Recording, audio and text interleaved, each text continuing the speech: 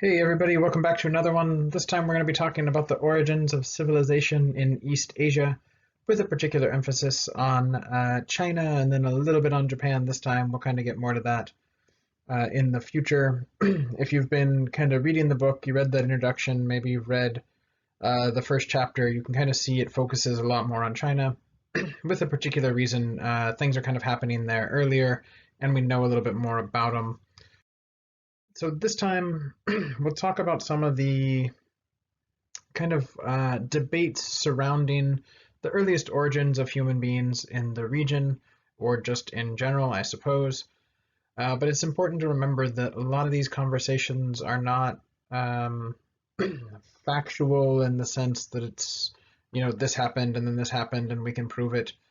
A lot of these are based on archaeological evidence and linguistic evidence and cultural patterns that we know to be real, but we kind of have to link together the puzzle pieces a little bit.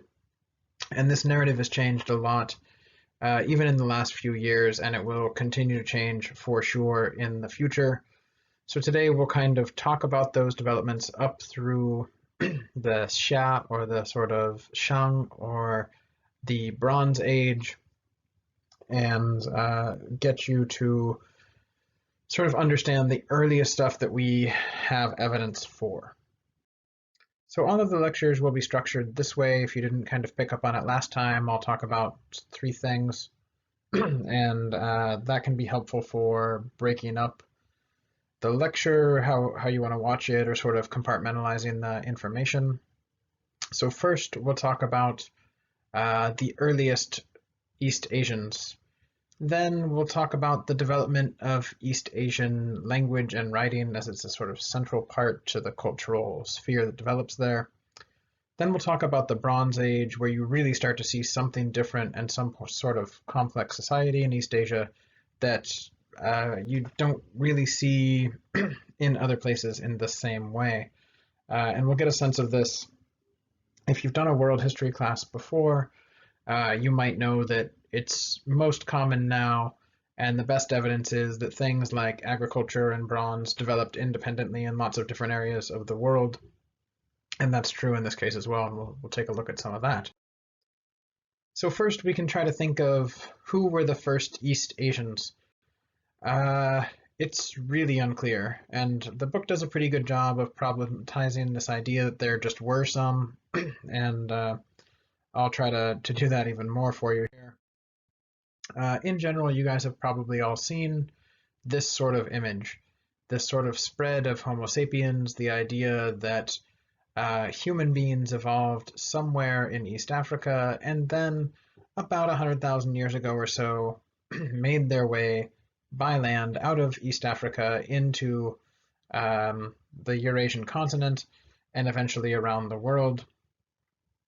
This is a fairly standard sort of textbook image of that.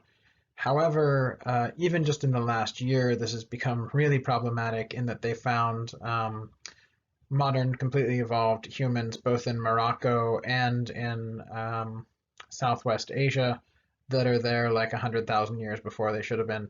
So this story is very incomplete. It's always changing. It's based on the best available data that we have, but don't worry, it's going to change. By the time you get to be in the middle of your careers or whatever, I'm sure there'll be a totally different story here. So one way to think about this is to not just look at what we currently have and say, aha, that's it, but to think about the historiography of it as well. How have people talked about it in the past? Historiography is kind of a funny, complex term. It can mean the literature behind a subject. It can also mean the way that that history has changed over time. So we can think of how people have told that history in the past. So from a Chinese and Japanese perspective, particularly the early sources, uh, the early history they have is mythical and divine in origin. And we'll kind of see more of that as we go. A lot of that we have formally recorded is developed in the 19th and 20th century as a sort of invented tradition. And we'll kind of get to that in the end, like Amaterasu and stuff like this. Yeah, it was around before, but it becomes way more popular in the 19th and 20th century. So let's put a pin in that for a little bit.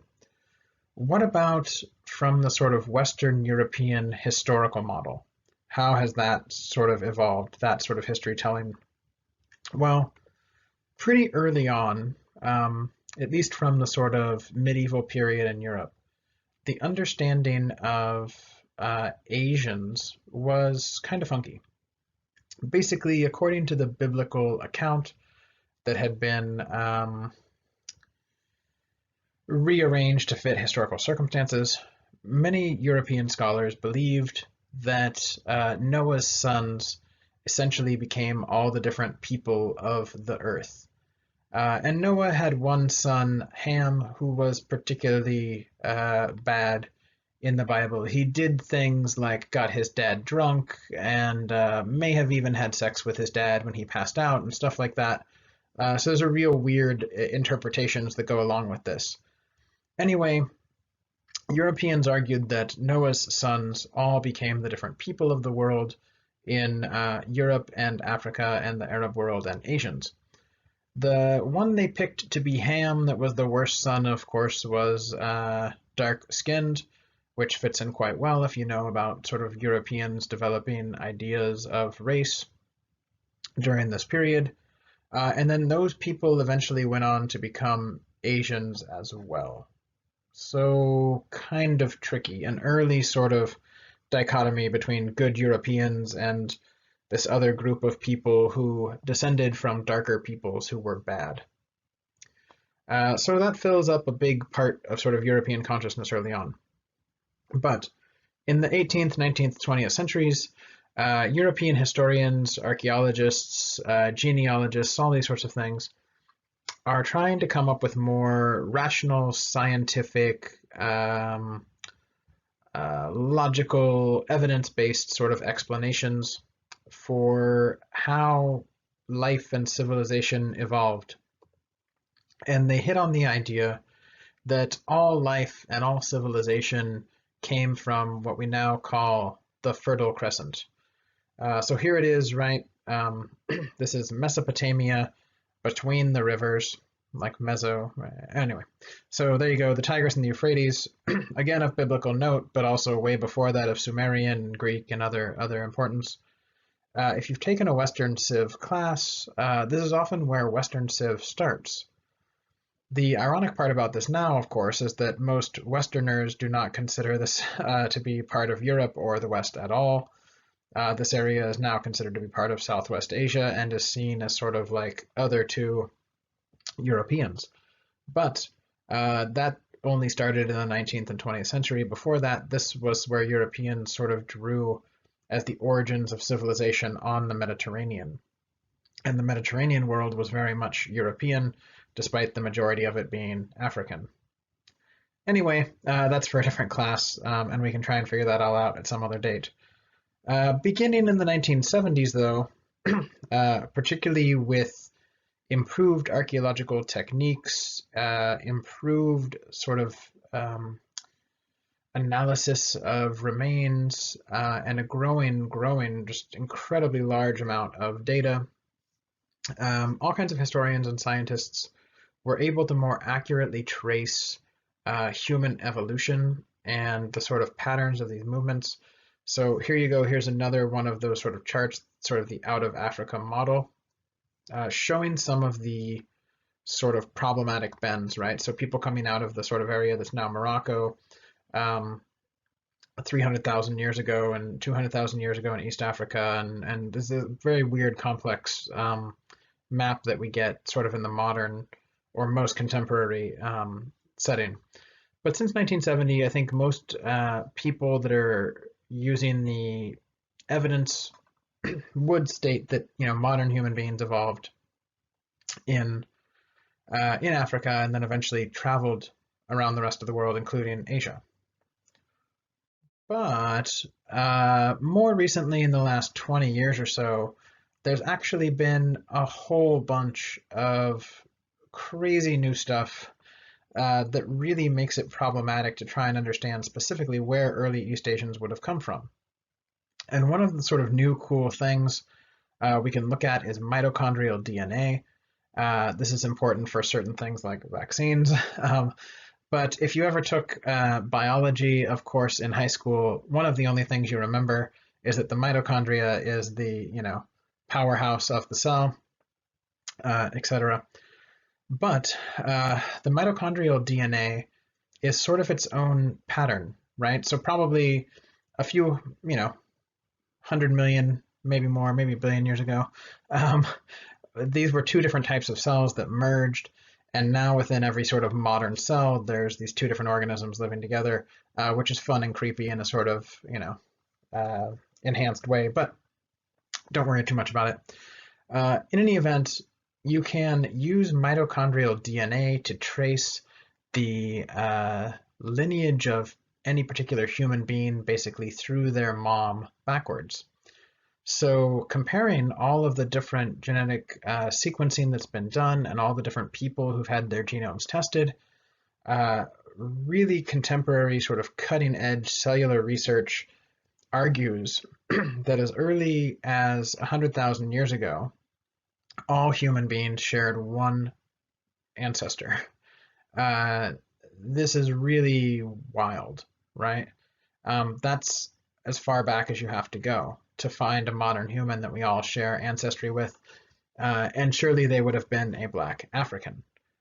This is super confronting for a lot of people for a variety of reasons, but it also means that East Asians, in terms of their sort of uniqueness to the region, are not any particularly more ancient or something like that than Europeans, Native Americans, Australians, whatever, right? And so it sort of tells a different story, or it's a different way of imagining the connection between these people.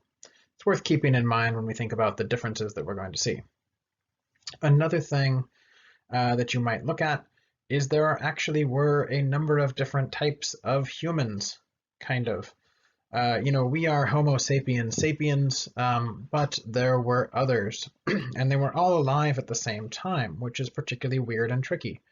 The most commonly well known, of course, is Neanderthals, and for a long time people thought these were competing species, but actually, as it turns out, modern humans, you and me, our ancestors interbred with Neanderthals, which is kind of funky. They also interbred with a different human species called Denisovians, who were much larger and had much larger teeth than us. There was also another type of Homo species in Southeast Asia that rarely stood more than about 3.5 feet tall. Their DNA circulates in small amounts amongst the people that are there now and other Austroasiatic peoples. So it's really tricky. It's not just like modern humans came out of Africa and made it to Asia and there they are. Denisovians in particular, the sort of bigger human species, were in Siberia and sort of Western China and may have made it down into Southeast Asia. So they might be in sort of greater combination with the population there. Unfortunately, we found so few of their remains that it's actually quite hard to trace all the genetic stuff. But again, this is being done all the time. Another thing that's a relatively sort of new development, again, relatively new, like the last 50 years, is a really good understanding that agriculture did not just develop in the Fertile Crescent or Egypt or something like this. When you read textbooks, often there's this idea of first, like who are the first people to develop agriculture? Well, it matters the locale you're talking about. So the first Egyptians, we could give you a time frame maybe, or the first Mesopotamians, but you could do so elsewhere. And actually, as it turns out, agriculture is going to develop independently around the globe. Native Americans, although often depicted as like totally nomadic, in North America had farming communities, and Central America had farming communities, and South America. Native Australians did practices that seem like agriculture. Southeast Asians, everybody, all right? Independent agriculture was invented in Africa in many different places. So even just this little chart showing some of the more common and like earliest agricultural products show millet being developed in northern China and rice being developed in southern China. although it's really debatable. A lot of people argue that rice was originally first developed in Southeast Asia. So you can see there's a lot of different independent agriculture. Along with this, there's come a much better understanding of the Neolithic Revolution in general. And for a long time, people were looking at the tools that early human beings had used and talking about the Stone Age and the early Stone Age and the late Stone Age and stuff like this. And they talked about the Neolithic, like the new Stone Age, because all of a sudden around the world, people were just using these other types of tools, like the tools were all smoother and sharper and different shape and stuff. And people argued that this new tool development allowed them to then produce more agricultural products, or like enabled agriculture. But actually, people have started now to argue the other way around. Human beings began to practice agriculture and began to then settle, thus requiring a whole new set of tools and technological development. And the two things were kind of reciprocal. So the sort of understanding of the Neolithic goes a long way, particularly when thinking about early Asians, as we're going to see, because they don't quite fit into the mold that the so-called Neolithic period is depicted as, particularly in a European setting. And again, particularly when we look at Japan, we're going to see they were settled, but they didn't do farming. And this is just kind of like real weird in a sort of global perspective. So very unique, actually. All right, so now that we've gotten to here, now that we've done that and given you more about sort of early hominid life than you might want to know in a sense, we can focus more specifically on our area in East Asia, China and Japan. And we're going to particularly look at some of the geography rivers. Again, if you've taken a world history class or an anthropology class or even some biology classes, right, that talk about early evolution, you'll know that for a myriad of reasons, human beings tended to evolve, and the first complex societies all developed around rivers. Rivers give you everything you want. They give you water, they give you transportation, they give you a disposal system, they give you food, they give you energy, right? All kinds of stuff. So human beings took advantage of this, and all the sort of earliest civilizations develop along rivers. And in China is no different. In Japan, they do have rivers, but most of them are short and really quick coming out of the mountains. Japan's very mountainous. And in the case of the Japanese, lots of early Japanese societies evolved near the ocean, kind of filling that same role. So we won't talk about specifically any of the rivers there, but I will tell you about the three main ones here in China. So going from north to south, you have the Yellow River, the Yangtze River, or the Xi River, sort of complexes that go down. So the Yellow River at the top there is seen in China as like the cradle of civilization, where life began and where the earliest Chinese sort of development happened. That's kind of true. It also happened like that on the Yangtze River and stuff like that. But let's look at the Yellow River first. As you can see, it's got kind of a weird course, and there's kind of two different sections, like that bit of the way that back there behind Xi'an that connects through. That's sort of a large tributary river to it. But here you go. Here's the sort of course map of the Yellow River. And you can see it's really long. It's stretching back from the Tibetan Plateau, the sort of edge of it, all the way down, coming out in eastern China. They're kind of underneath,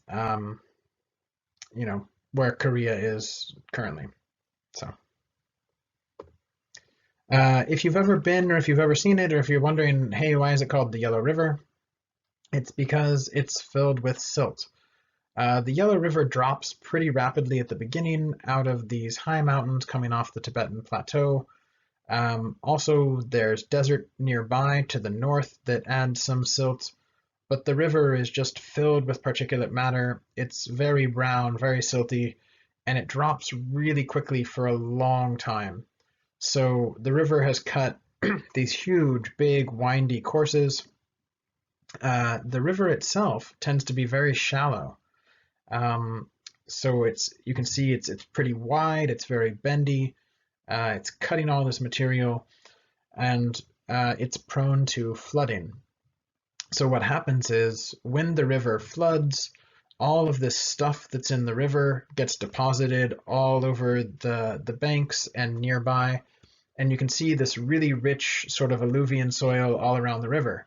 Well, this is great because that is super aerated, super fertilized, completely ready to farm, right? You don't even have to till this soil. It's completely loose. It's really nice, but it has a really big drawback.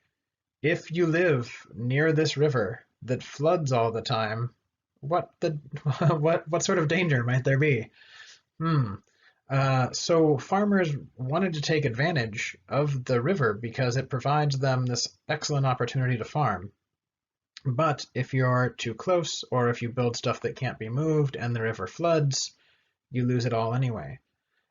This gives rise to the nickname. The river is often called China's sorrow, because it draws in people. People want to establish communities next to it. They want to farm next to it because of all the benefits it brings, but it also brings a lot of destruction. All these sort of silt deposits add a lot of benefits, but also a lot of destruction. And here in these pictures, it looks all calm and relaxed, but if you want a sense of what it really looks like, I'll show a video in a second. I'll clip it in.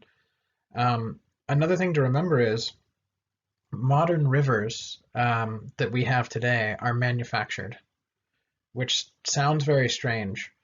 But today, the Mississippi and the Columbia and other massive rivers, right? They don't really flood that much anymore. And when they do, they go back to their original shape. But in pre-modern times, or right up until the 20th century, most rivers around the world were not dammed. They weren't really controlled all that well. And so there would be major events where rivers would flood and the course of the river would change, particularly the sort of last little bit where it goes out to the ocean.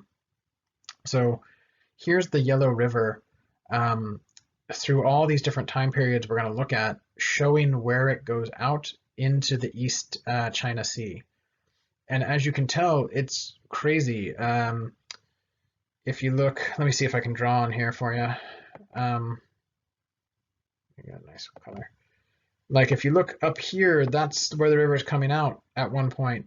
If you look down here, that's where the river is coming out at one point. These are hundreds of miles away.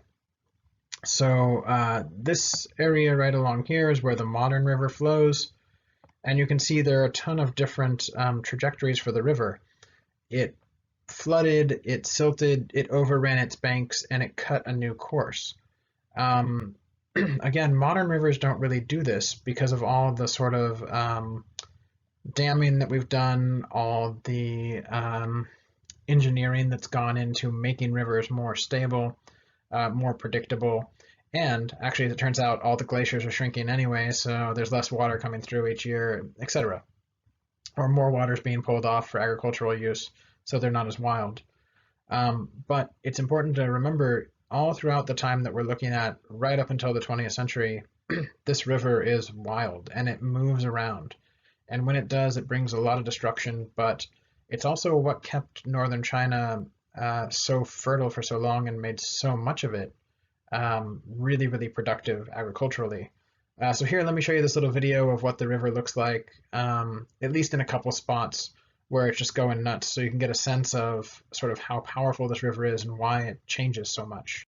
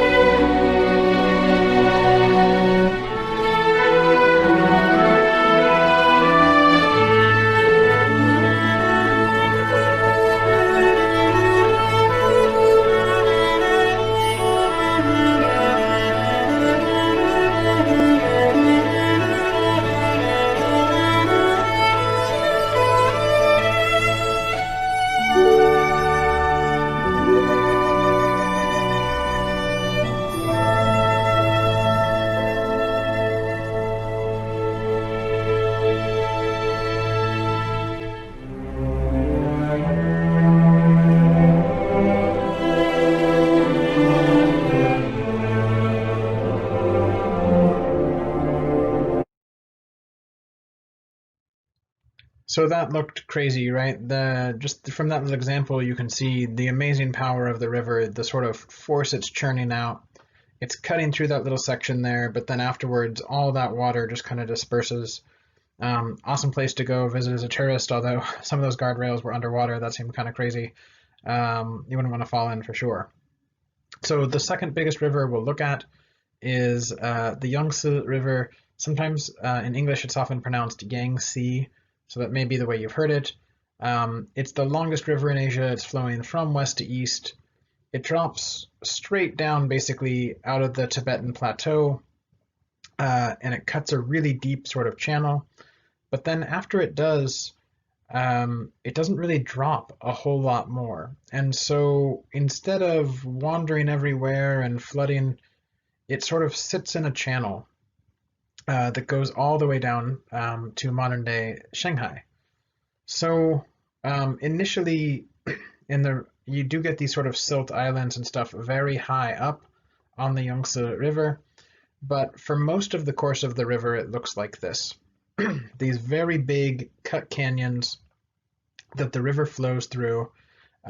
This river can't really flood up and out, right? It would have to come up hundreds of feet to be able to flood, and particularly in the current era, it's got the three gorgeous dams on it and stuff like that, so it's very dammed.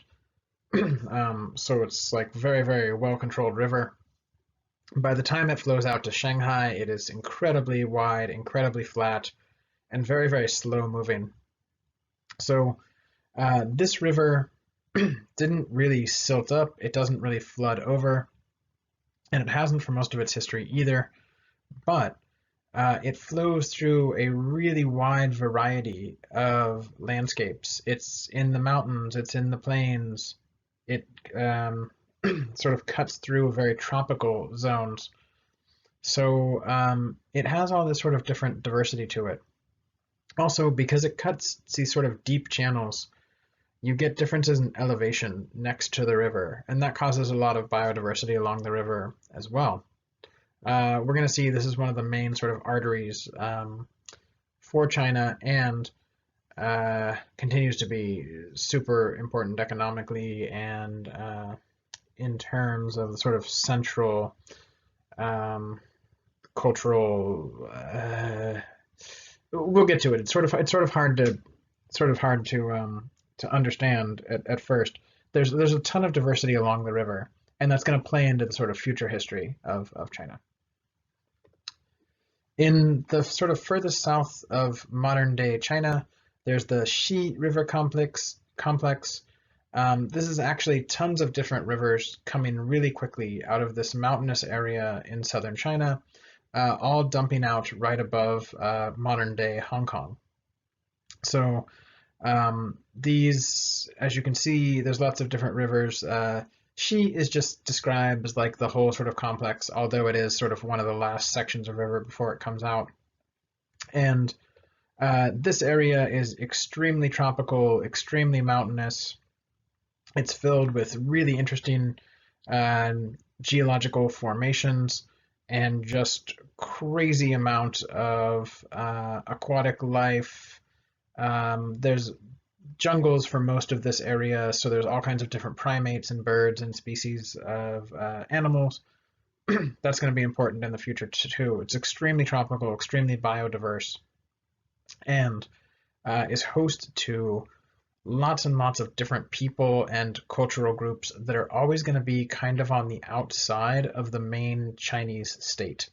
Also, these people are going to get pushed south by the main sort of Chinese states coming up into Southeast Asia. Also, this is going to be a sort of divider, in a sense, between the main Chinese state and places like Laos and Vietnam, which we'll kind of get to later on.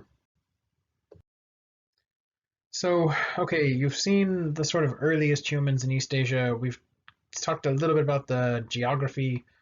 Okay, now who do we actually know? Who can we actually point to and be like, these people or these cultural groups are the earliest Asians, and where do they emerge? How do we know? Well, actually, there's some really good evidence that human beings were in the area more than 100,000 years before present. So quite a long time ago. Now this is really tricky because remember, modern human beings until recently were thought to only have come out of Africa about 100,000 years ago. So all of these dates keep kind of getting pushed back. Nevertheless, modern Homo sapiens and Denisovians and Homo habitus, which is the short humanoids, were all in the area at the same time, which is kind of crazy. By 8000 BCE, though, we start to see that these humans have domesticated plant and animal life. Once they do that, it's a lot easier to keep track of them because you can find genetic evidence, you can find archaeological evidence for their existence a lot easier. So by 8000 BCE, people in the region were cultivating rice and had domesticated pigs. By 5000, you can start to see really clear sort of cultural traits and settlements. So one of the earliest ones is the Hemudu civilization, which is here circled in red. And this is along one sort of side contributor to the Yangtze River. Currently, it's not connected, as you can kind of see, but in the past it was. So this would have been one sort of outlet of the Yangtze or Yangtze River.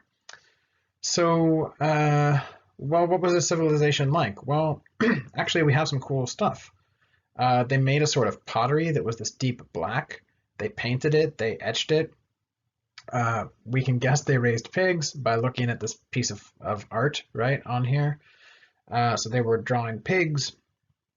Also, you start to find things like pig bones that have chars and cuts on them and stuff, so you know they were domesticated. Also, we have some pretty good evidence for the sort of houses they lived in. They, again, with archaeological sites, you can look and you can find the post holes, you can find the sort of layering. So these people would have lived in long communal houses, kind of like longhouses in the Pacific Northwest, if you're familiar with that. So there might be several families living in one home, raised up on posts. This was good for flooding, to prevent your house from going underwater or some of your stuff. It was good to keep bugs away, right, from getting in your house. Also, often you would have your domesticated animals living under the house, which is still a common practice in some places in China. So if your house is up on posts, the pigs can live underneath, right, and stuff like that.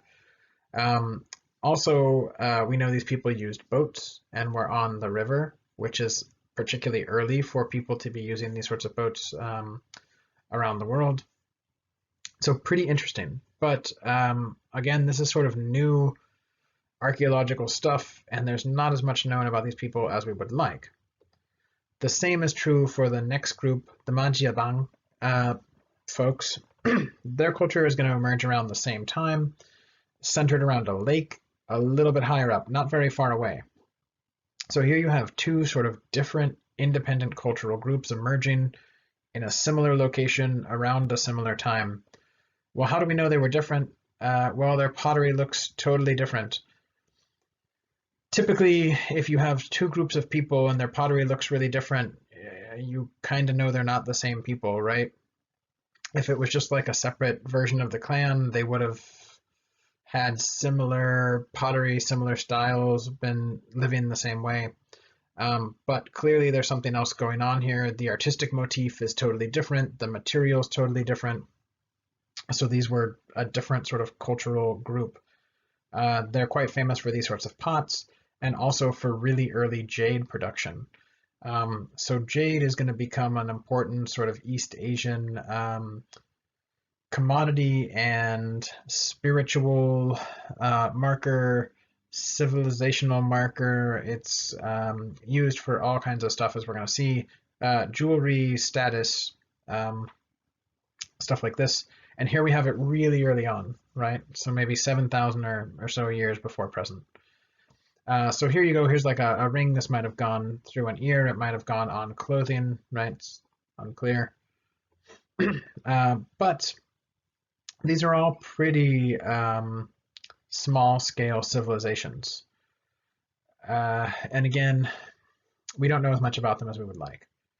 However, we do know more about one that's coming. So about 1600 years later, 2000 years later, there's another big cultural group that's kind of in the same area.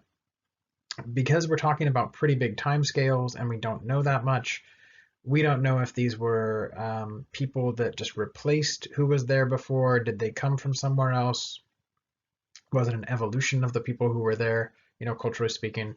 We're not sure. But really, really large scale civilization by uh, comparison. Also, I guess I should take a minute. When I say the word civilization, it's sort of a shorthand for complex society, which is what I should probably be saying. Uh, Civilization comes with all kinds of baggage and stuff like that. So anyway, so scrap that. But these are not fully complex societies either. They're just getting more and more complex.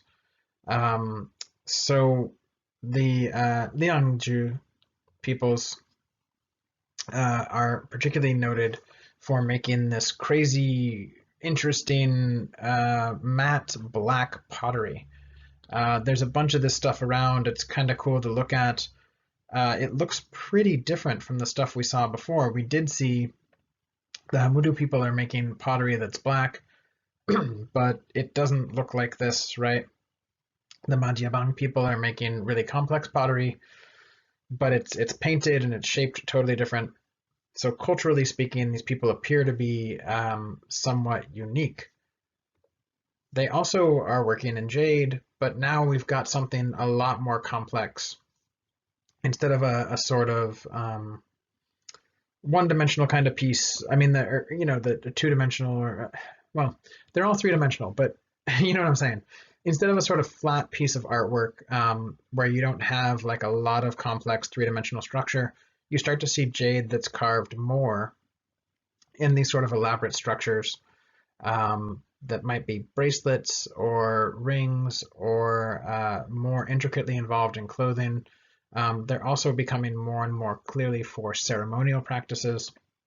And we have some pretty good evidence that these people were speaking a language that's more closely related to modern Southeast Asian languages than to Chinese languages, which is really interesting because somehow these people, thousands of years later, are going to primarily end up in Southeast Asia. But they begin life there in, or their cultures begin life there in southern China, which is pretty funky. Here you go. Here's a nice mask. Pretty cool. This, though, is the sort of prize of Chinese archaeology at the moment.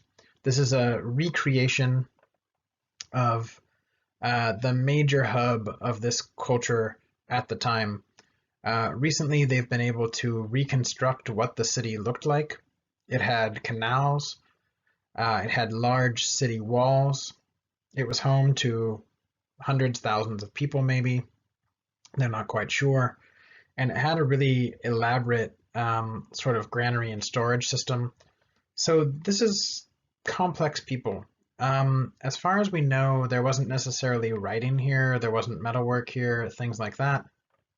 But there's some sort of transition. These people are not hunters and gatherers or something like that, right? These are large-scale agricultural-based societies, primarily around the production of rice. And the reason that this is such hot stuff in China right at the moment is they use this to say we have, 5,000 years of history, which you'll see come up over and over again in the sort of Chinese telling of history. And this is one of the cornerstones they use to sort of have that narrative.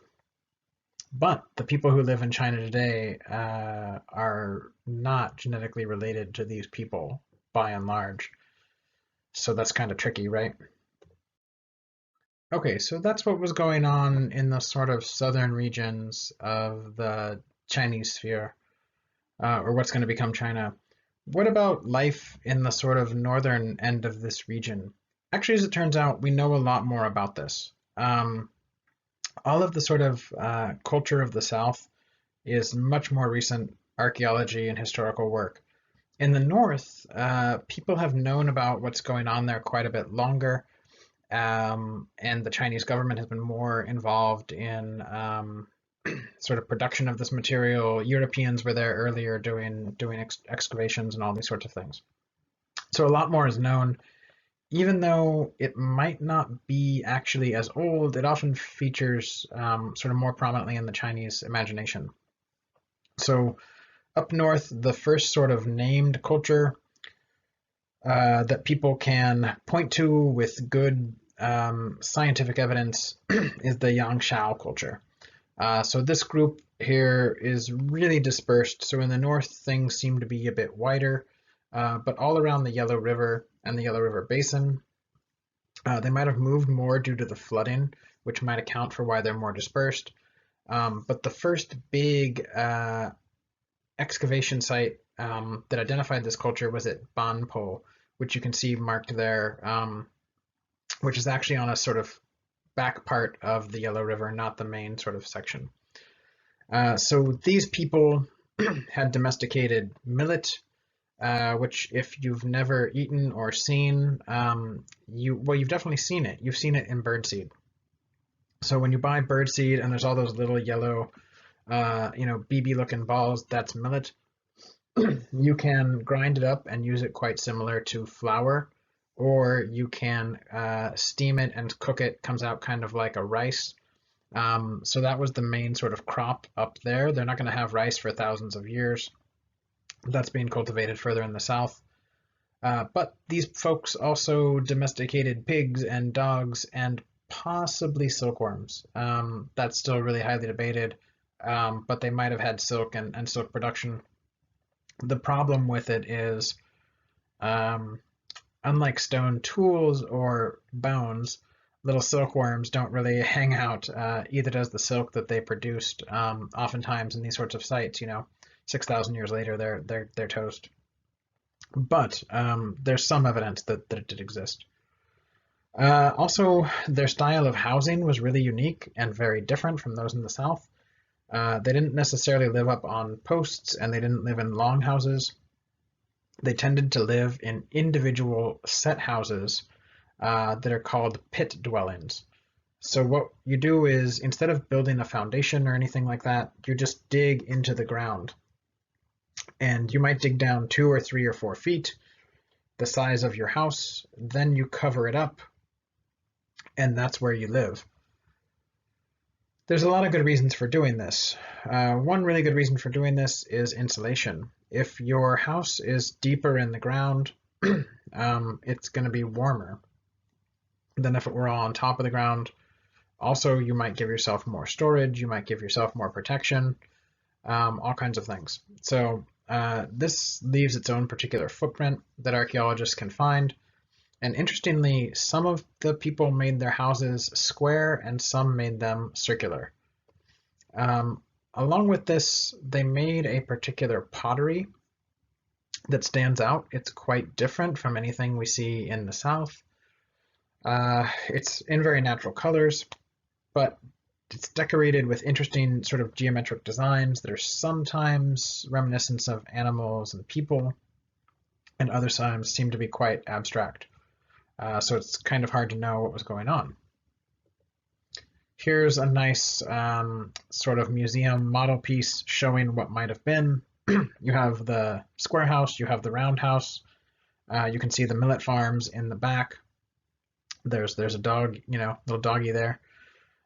So it sort of shows the imagined look of what these houses were like based on the archaeological evidence.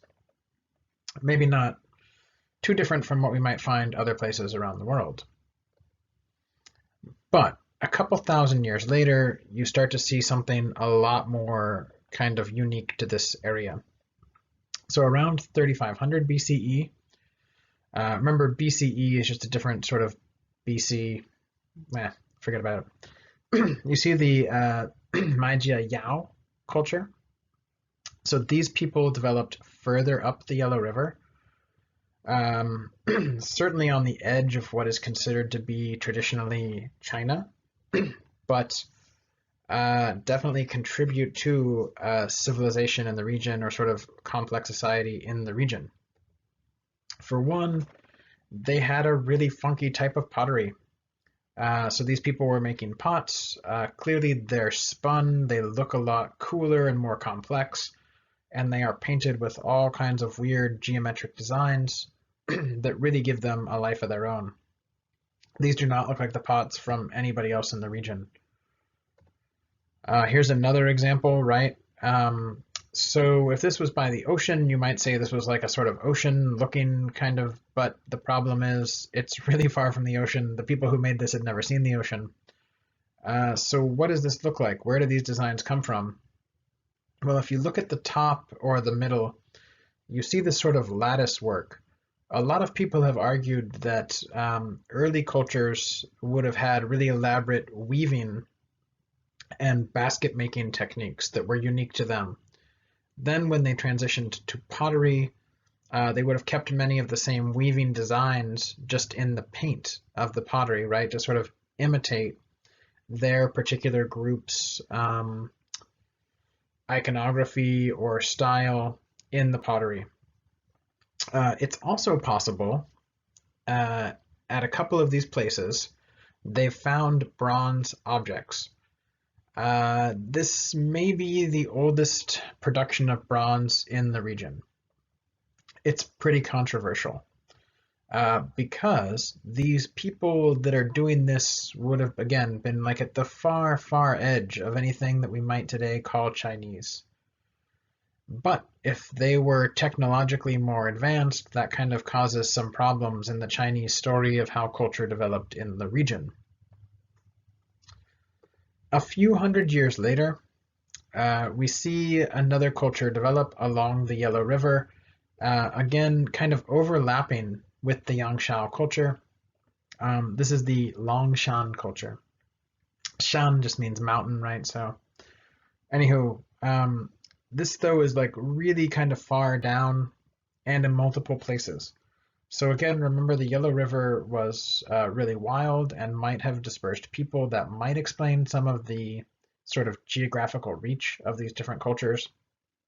Also, they had some advantages coming that we'll see that might also help them expand.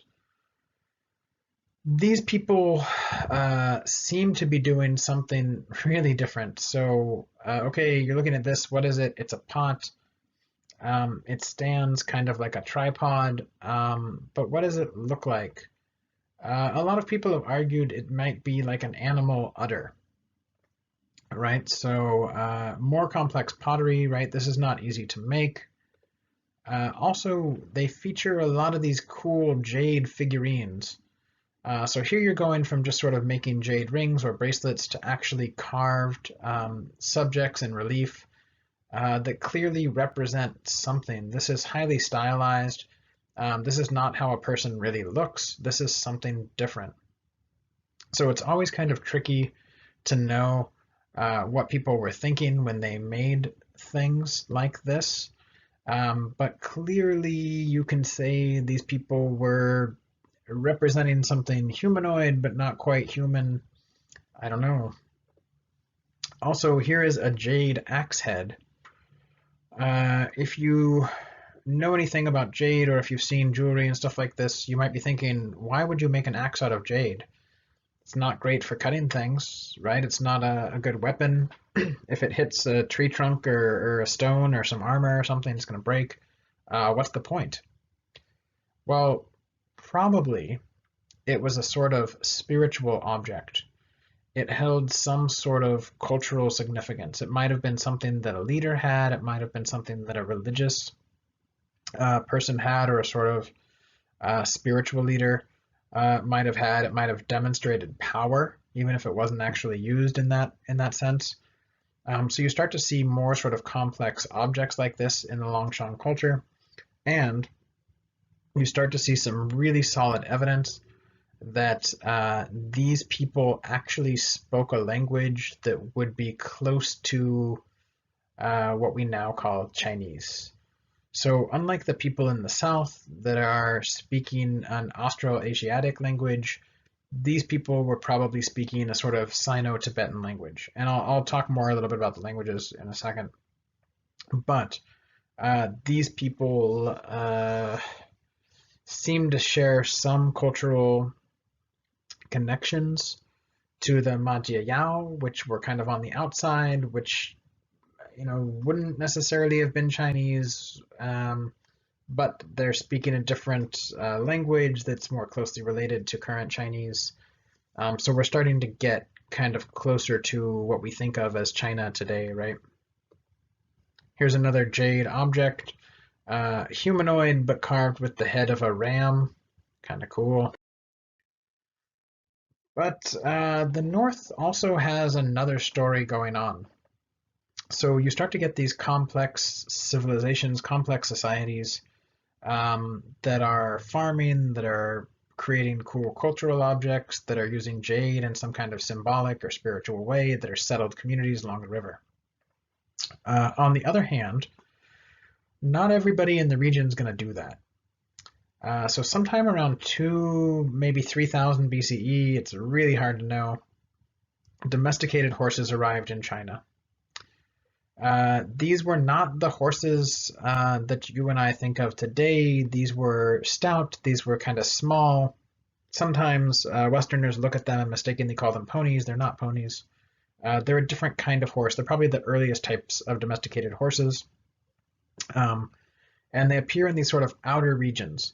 So what do I mean when I say outer regions? On this map, it's kind of shown like today it would be like Mongolia, or the edge of the Tibetan Plateau, the sort of western desert of China, these sort of regions that geographically and culturally are more connected maybe to Central Asia in some ways than to China.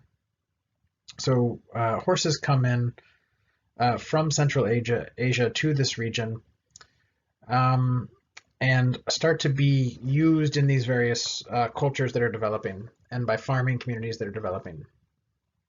But sometime around 1500 BCE, the climate of Mongolia and Inner Mongolia starts to get colder.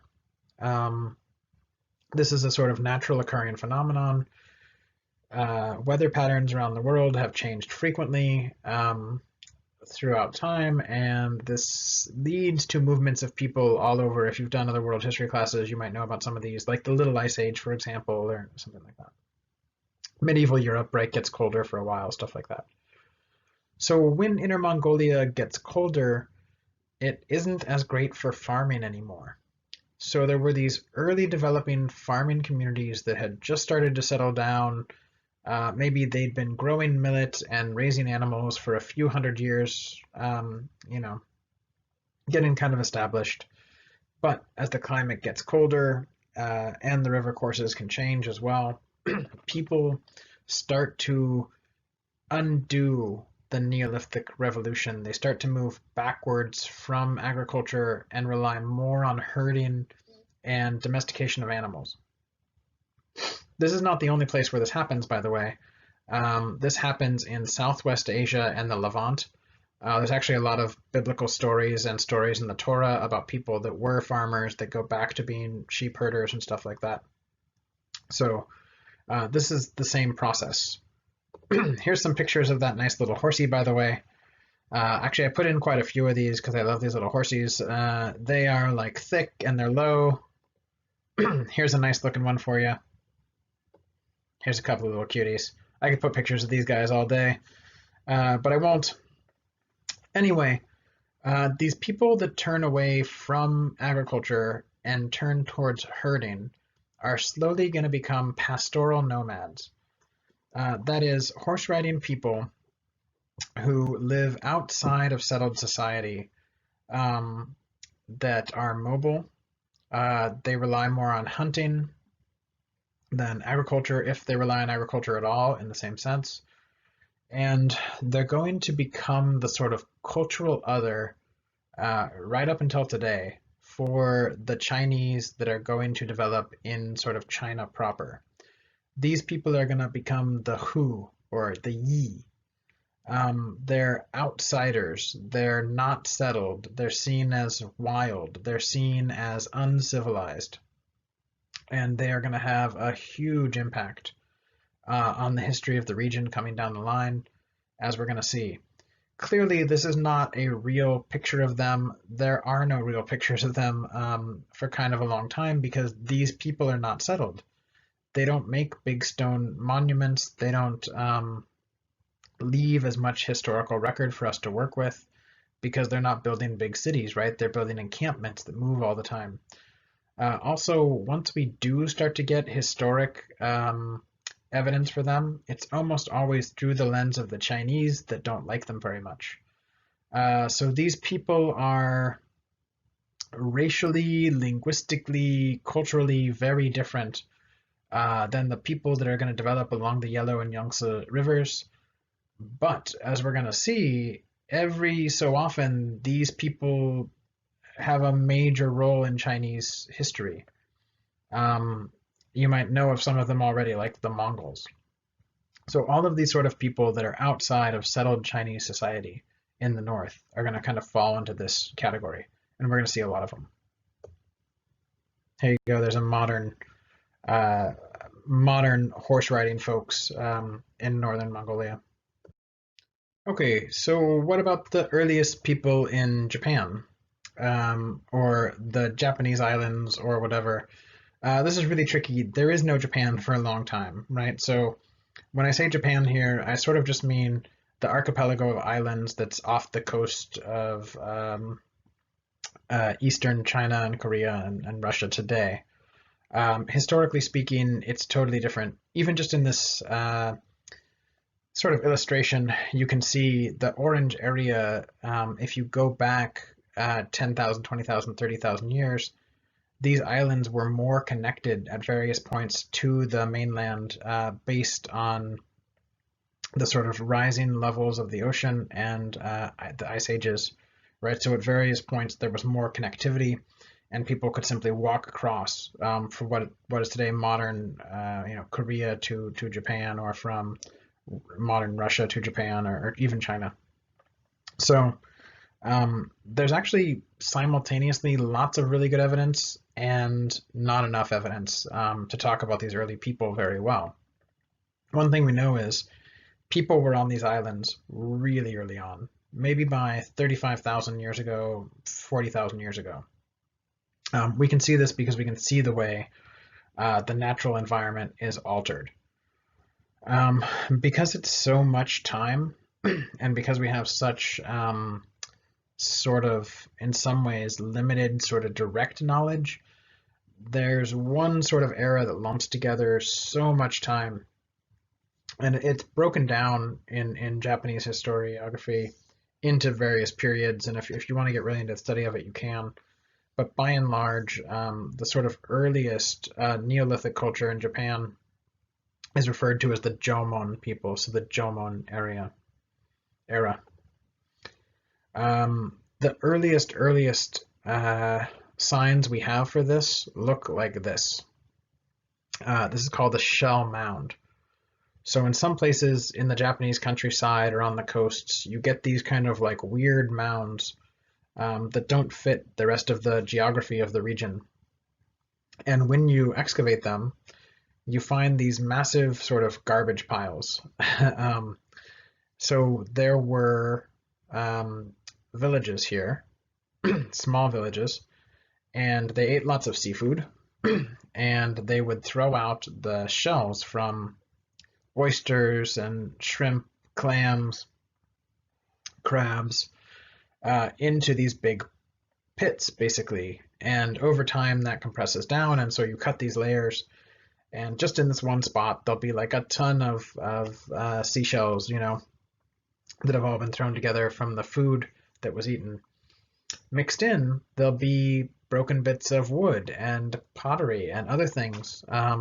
So these were human settlements and not any other way to describe it.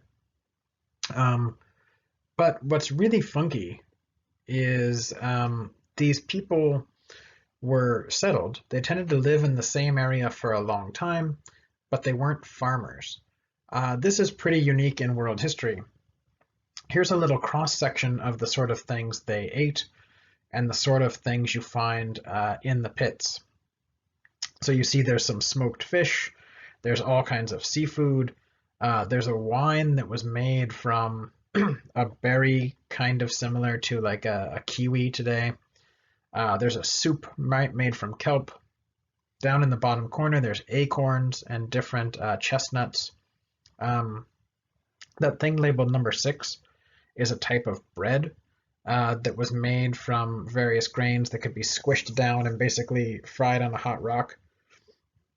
So all of these things were part of the early Neolithic Japanese diet. But what's kind of funky is for most Neolithic people around the world, they started to engage in agriculture. And then they needed new things, like all of these new tools and pots. But in the case of the Jomon people, they weren't engaging in agriculture per se, but they also developed pots really early on. And many people argued they're the first humans in the world to develop pottery, which is really interesting indeed because they don't seem to have been using it to store grain or anything like that, which is what it's used for in the other sort of Neolithic worlds. So they also developed a wide range of tools that you can find in the shell mounds, different sorts of tools for chiseling, grinding, all kinds of stuff like that.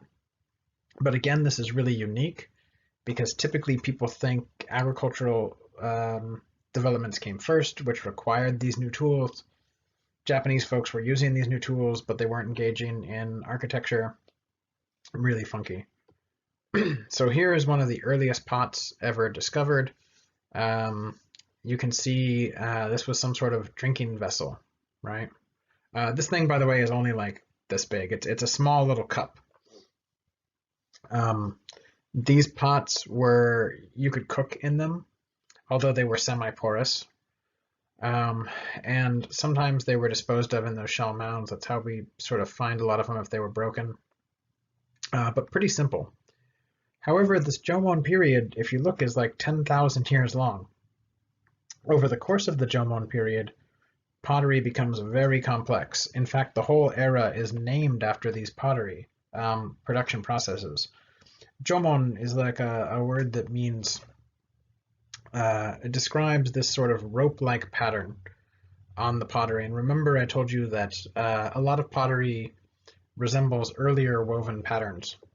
So in the Jomon era in Japan, you see these really elaborate pots that have these sort of weave-like patterns that look a lot like they're made almost from a rope or a string type material, but they're made in pottery form.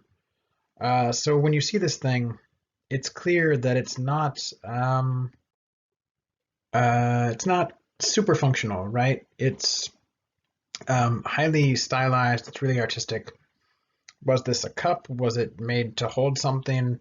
I don't know, man. It's really elaborate, right? Compared to what it would need to be. Here's another example. So clearly, this pottery is not just made for functionality. It's made to look like something. So even though these people are making pottery very, very early on in the sort of human experience globally, they're also making it for some sort of separate purpose or sort of more elaborate purpose than others in the sort of early times. Another thing they do with pottery material is they make what come to be called dogu figures. So it's unclear what these are. Some people have said they are deities. Some people are tempted to tie them to Shintoism, that's going to come later, saying they're like natural spirits or they're things that were worshipped. We don't know. Because there's no written record from the time, it's all sort of a guess based on what we see. So here's another dogu figure. It kind of has a cat face and weird hands. And if you think, hey, this looks like weird anime stuff, that's not an accident, right? later on, Japanese people in the 19th and 20th century are going to use these artistic motifs as kind of a throwback, and then modern anime uses them to sort of replicate what they imagine the past to look like, and they've become popular. Here's another one, right? A sort of Venus figure, although that term is extremely problematic, maybe if you know from your other classes. Also, Jomon people, the housing is more interesting. They lived in both pit houses and raised houses. So we don't really see this in China proper, where communities really would just have one or the other. In the Jomon era, we see both, and it really depends where you look. Also, sometimes there would have been multi-family houses, some of them were one-family houses. Here you go, here's an example of some Jomon houses that are in the pit style. This really blew up when Japanese archaeologists discovered this site at Sannai, Moriyama, which is one of the biggest sort of Jomon sites.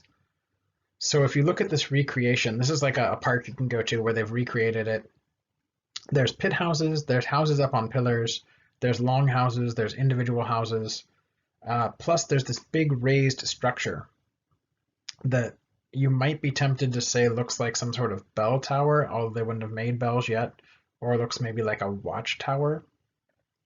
Also, this site was encircled with fencing of some various kinds, which implies they were trying to keep people out or maybe keep people in. So this is really funky. It's very elaborate. It's really well preserved.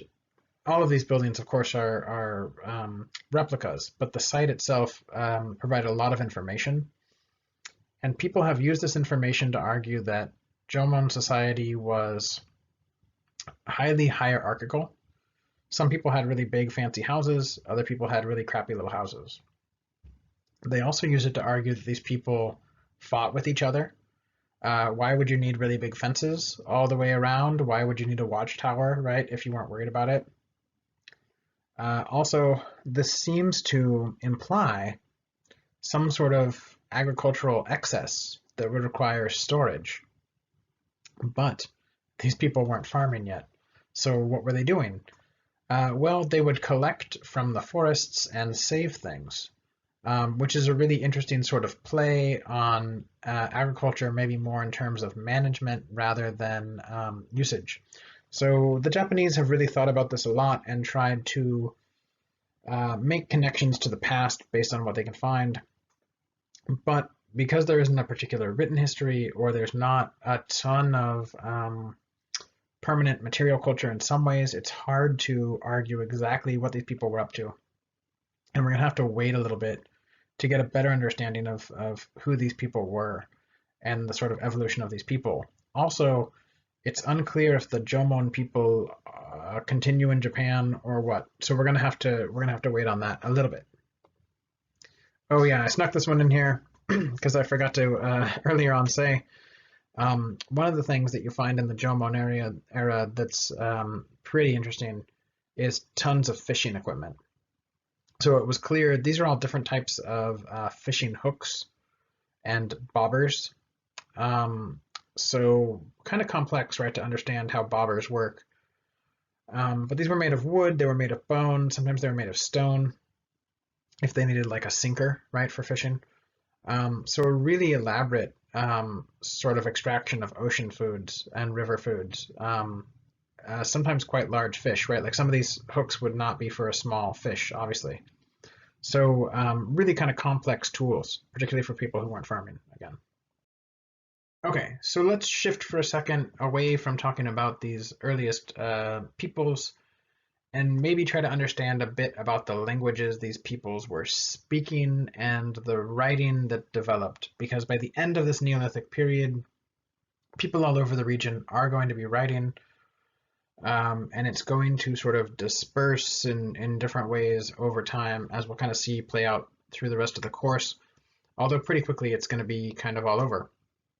So just like with agriculture, writing developed independently all over the world. You might know, for example, the Mayans had writing, people in Western Africa developed independent writing, and in Europe, all over. So the same is true in China as well, or the sort of East Asian region. But before we get to that, it's important to think about the sort of languages that were being spoken. I've already alluded to the fact that one way we can sort of tell these groups apart is by the languages they speak, and we can look at the sort of cultural connection of this stuff. So currently now, there are three main families, sort of language families, that are spoken across East Asia. The first is the Altaic. So this includes a bunch of modern languages from Turkish to Japanese. These would have been all influenced by some sort of Central Asian speaking peoples at some time a long time ago in the past. So these are different branches of the Altaic family that are currently spoken across Asia today. A second branch is the Sino-Tibetan languages. So these are languages that are spoken not just in China, but Tibet and Southeast Asia, particularly Burma, right, as you can see on this map. But it's not one language, right? Remember, this is sort of families of language, a variety of different languages. It's pretty self-descriptive, right? Sino-Tibetan. Remember, Sino is just another word for Chinese, as we're going to see more of. The third main language group is Austroasiatic. This is a bit tricky because we're not going to see many of these people in China today. Today, these languages are primarily spoken in Southeast Asia, in Vietnam, Cambodia, Laos, some in the Philippines, Malaysia, stuff like that. But the sort of early cultural groups that I described a minute ago that were in southern China were probably the forerunners to these people that currently speak Austroasiatic languages. So this is really tricky. Sometime quite long ago, people in southern China seem to have migrated south into Southeast Asia and also into the Pacific and eventually sort of develop Polynesian languages. It's really complex.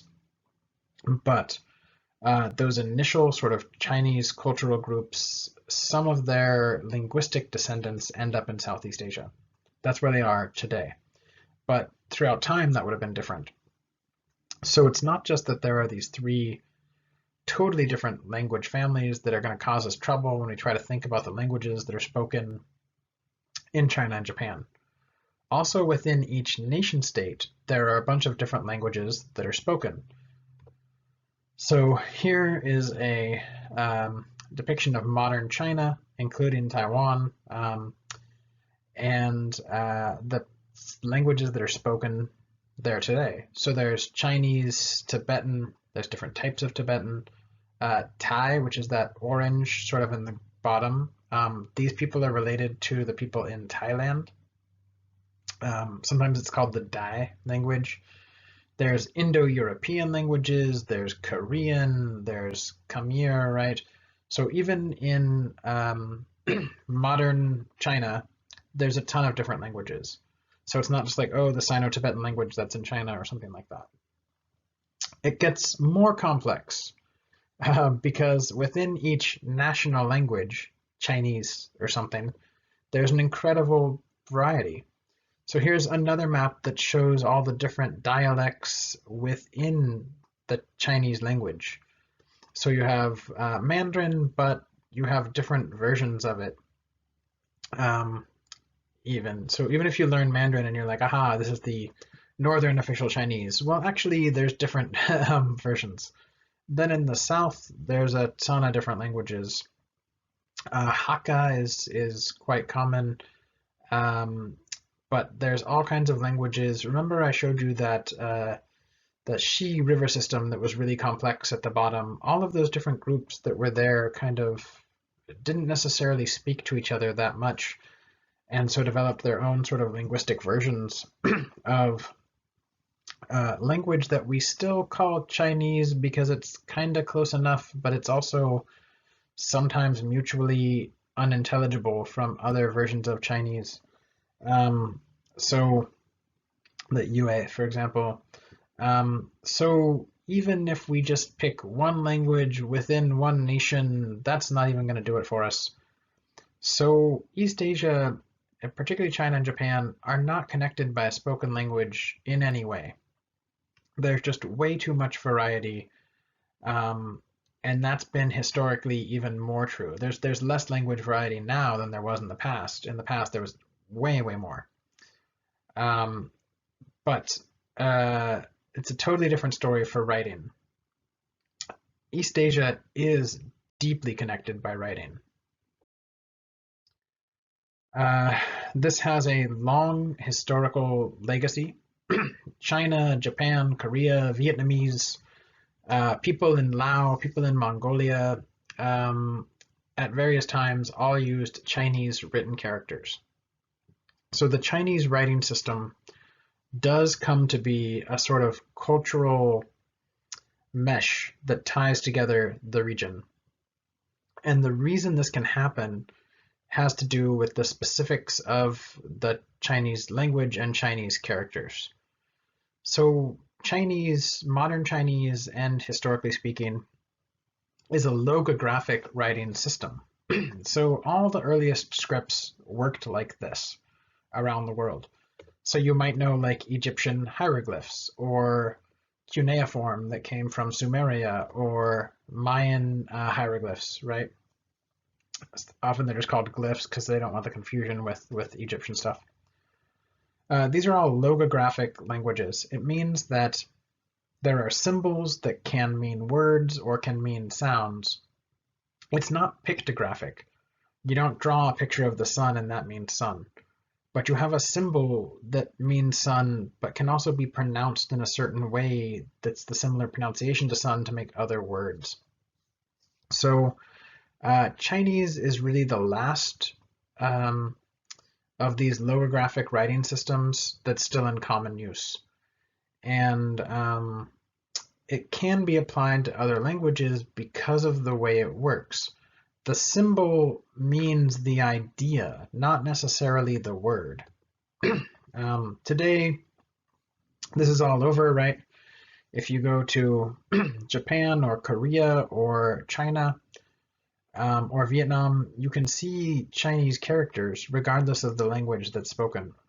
So I'll show you how this works a little bit more in a second, but it's important to sort of think about the character can be the idea that it's representing, or it can be the sound of the word, or it could be neither. It can be totally separate. It can be a placeholder. It can mean to make a question, all kinds of stuff like that.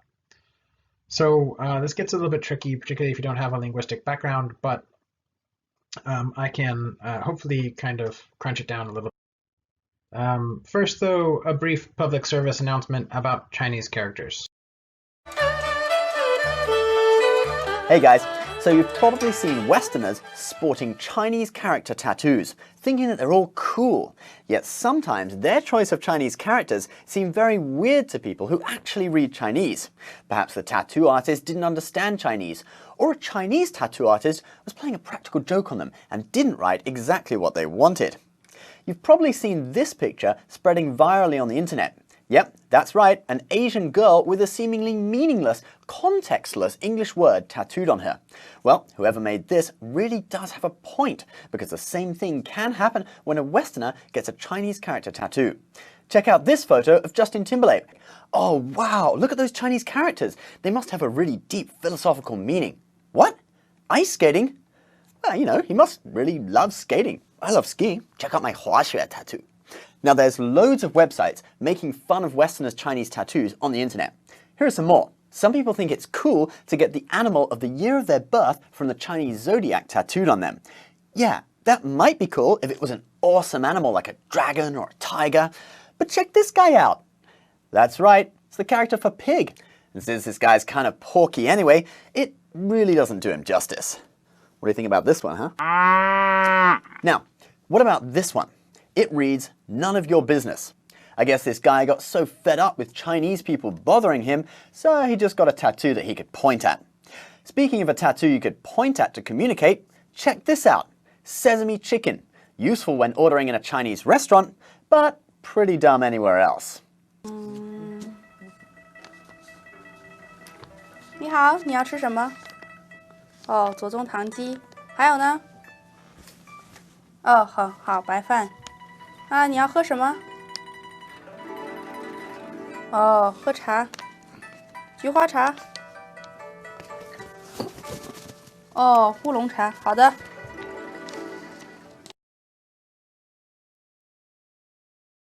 Okay, so yeah, if you have a Chinese character tattooed on you or something, that's fine. Don't worry too much about it. Lots of people do. I see some that are pretty funny sometimes. But anyway, there's plenty out there if you want to go look up. What's her name? Adriana Grande, right? Got some Japanese tattooed on her that was wrong, for example, recently, right? So just be careful. Anyway, how was this stuff invented? It's got kind of a tricky, funky story that's really different from how writing was invented in Sumeria or in Egypt, for example. In China, writing seems to have been developed for fortune-telling purposes or by fortune tellers. So there was a practice that's been popular in China for at least beginning maybe 1200 BCE or something, where basically you would take the large shoulder blade of an ox, or you might take the shell of a turtle, and the king or the chief or a really important person hires a fortune teller. They provide the sacrifice, they provide this bone, and they ask a question of it. Will the rains be on time, and will we have a good harvest? Or is the enemy coming, or whatever. You then throw the bone into the fire, and the patina on the outside of the bone cracks in various ways. Then the fortune teller removes it from the fire and reads the fortune in the cracks. Kind of like reading lines in a palm, right? But you need some way to keep track of these prophecies. So when you look at the bone and you're like, well, this little line means this, and this line means that, and this line means this, one thing you could do was then you could flip the bone over and you could sketch those marks into the bone to clarify the prophecy and to record what it was that was answered. So here's a bone piece where they've done this. The cracks were red, and the person wrote or like inscribed, sketched the cracks into the back of the bone to show the prophecy. So these are those logograms, right? These are those images that mean the words or mean what the prophecy was. Here's one on a turtle shell. Anyway, by about 3,000 years ago, these are super common and they were being done frequently. It's unusual to see a writing system develop so clearly. Like in the case of the Maya, for example, we don't really have evidence of how the writing system developed, primarily because the Spanish burned all the books and destroyed lots and lots of artifacts. But in this case, you can actually kind of see this early transmission. So here's another nice turtle shell, right? So over time, you can look at how the symbols on the oracle bones slowly transition onto the script that's inscribed on bronze objects, right to the modern character. So for example, all the way across the top, we have this word ren, which means person. So you can see on the early sort of oracle bone script what sort of line was meant to record person. Kind of looks like a person bent over. Then you can see how that transitions into the modern character. Or like a really easy one, if you look down quite a bit, you see the one for sun. So you can see how on the oracle bone it's kind of a circle with a line through it. Then you can see how over time that evolves into the modern character for sun. So this is really cool. You actually have like a living, transcribable, followable writing system. And you can see how it develops across time.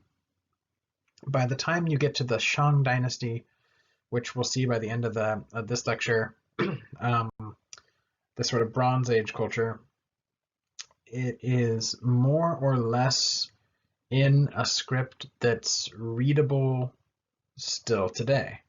So you can go to museums in China and you can look at bronze vessels that were made 3,000 years ago. And if you know Chinese, you can pick out a lot of the symbols and what they say, which is pretty intense, right? Because English in its modern form is only a few hundred years old at best.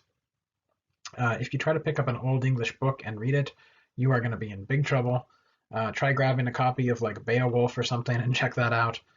Or in one of the original English language Bibles or something, you won't be able to follow it at all. It's very difficult.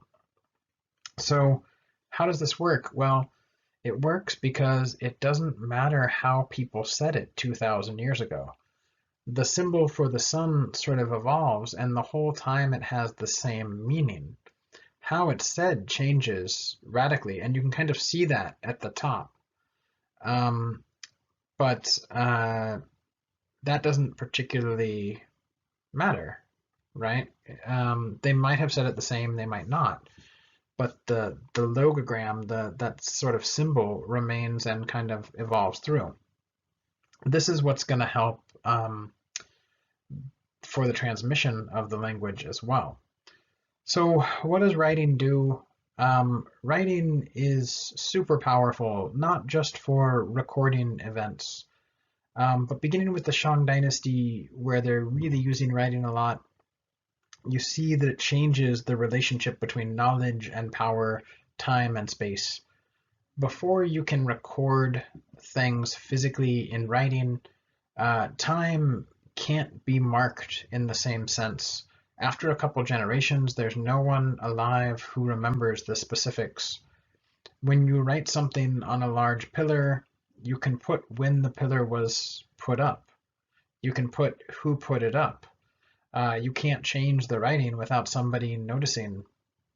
So you have some things becoming more permanent. Also, there begins to be a class of people who can read and produce this writing, scribes and elites. That gives them a sort of social currency, a sort of social power. Also, as we're going to see, writing aids in rituals, right? It was developed from a ritual, from fortune telling. So if you could read the symbols, you could get paid to give the king the fortune. But if you get it wrong or something, you might be in big trouble. Also, very, very early on, the Chinese themselves are going to begin writing their own history using this system. And once people can write their own history, you get way more in-depth knowledge of the culture, of the period, of what actually happened. You don't just have to go by material culture and archaeological and linguistic evidence. You can actually see what people were saying about themselves. So it really opens up a new door in being able to understand the people as they were. But it wasn't just smooth sailing. Like, okay, Chinese characters were invented and then they disseminated everywhere. They are super useful. And within a couple thousand years, Chinese characters have disseminated all across East Asia. Sometime around 0 to 300 CE, it's a little tricky. Chinese characters are going to make it to Japan via Korea, probably first on coins that were exchanged between Korea and Japan, like this one. But Chinese and Japanese are totally different languages. They couldn't be more different if you tried. If you've studied one, you will get no help if you go to study the other, except for the writing. So how did that happen? How can two languages that are completely different share a sort of written system, despite all their differences. And there are many. If you study Chinese, you know Chinese is a tonal language, meaning whether you pronounce the word like with the tone rising or flat or falling, it has a different meaning. Also, most Chinese words are monosyllabic. There's no present tense, no past tense, there's no plural. It's not a polite language in that you don't have to add or subtract words or tenses to make a sentence polite or impolite. You can be rude in Chinese, but you don't have to bake the sort of politeness level into the language. Right? So for example, here's some Chinese for you, some nice basic sentences. 我在家, I'm at home. 见见记好. What's the date today, right? So these you can sort of see there's like one word, one character, right? Sort of basic ideas. In the top one, it literally translates as like I at home. Cool, right? It's pretty easy. And actually Chinese and English fit together really well. So you have a subject, verb, object. Even just like a little direct translation like this from the Chinese to English, English speakers can understand. Japanese, though, is totally different. It's not tonal, it's polysyllabic. They don't have past, present, and future, but they have two tenses. Everything is either complete or incomplete. It's hierarchical, there's a politeness structure built in, and you don't phrase it in the same way as English. Instead of subject, verb, object, you don't even have to say what the subject is, and then you do the object, and then you do the verb. So for example, in the sentence there is a subject, but you don't have to have it. 私は毎日ビールを飲みます. So I drink beer every day. So 私は, that's me, right? I, and then the wa is sometimes like seen as like a sentence marker or whatever. I every day beer drink. So a literal direct translation doesn't work in English, right? We do more of subject, verb, object. So it's just so different. And I'll play you a little bit in a second so you can sort of hear the languages and sort of see the with your ears. See with your ears the differences between these two. But somehow the people in Japan are going to pick up the sort of technology of writing from China, but you can't do it directly. Okay, so here I'll play you a little clip of some people speaking Chinese for a Chinese broadcast. Just pay attention to how it sounds, what you know, I mean, you're not going to be able to understand it, obviously, but the sort of feel for it, the sound of it, how people look when they're talking, the relationship speakers have. It's a news broadcast. Then I'll play you a news broadcast in Japanese, like a sort of interview about what makes Japan special kind of thing, and see if you can pick up on differences, different sounds, different ways of talking, how the sort of sentences are structured. You can really clearly tell the differences. Okay, so check it out and then we'll talk about it. 继续来看新闻，中国第35次南极科学考察队搭乘的雪龙号极地考察船，经过1天多的破冰作业，1号到达了南极中山站冰上卸货地点，准备用雪地车向中山站运输物资。而从11月30号开始，向南极内陆出发基地运送物资的调运作业就已经展开了。据了解，本次卸货作业计划在半个月内卸下1621吨物资。 ですね、日本について、日本のいいところについて、はい、お聞きしてるんですけど。日本のいいとこ？はい。思う日本のいいところ。魚だったらやっぱりね、日本は一番新鮮な魚がすぐ海の周りが海なんで、新鮮な魚いつでも手に入るっていうのが一番いいとこですね。日本。なんだろう、わびさびというか、わびさびっていうのは人に対する思いやりとか、そういったものっていうのは。 言葉一つにしてもそうだよね。例えば雪が降るにしても雪なんてのは10種類ぐらい言い方あるでしょ。ささめ雪とかね、淡雪とか、やっぱりそういう表現が豊かっていうのは他の国にはないと思う。今日は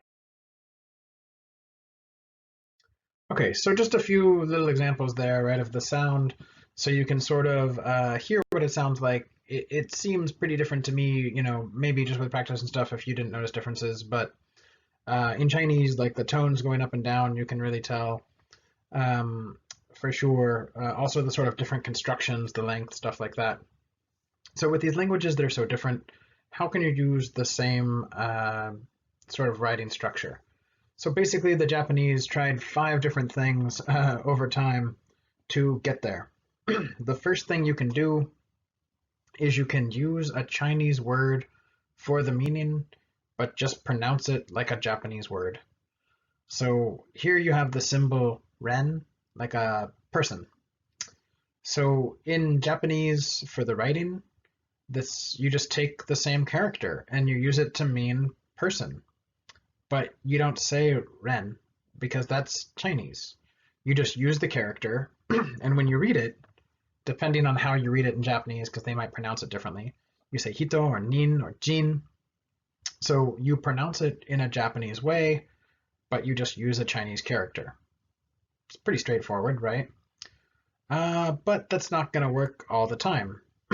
Another thing you might do, particularly if you don't have the word, is you just copy the Chinese word and the meaning, and you just pronounce it the same, basically.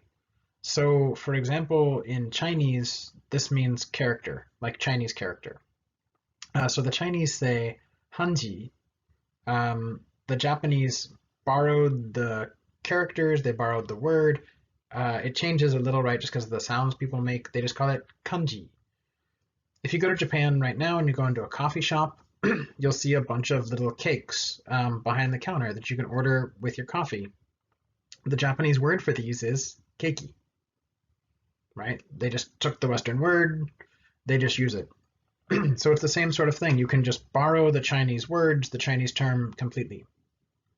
Another thing you can do is you can take a Chinese symbol or character and you can use its pronunciation, its sound, but to write a Japanese word that's totally different, or a Japanese sound.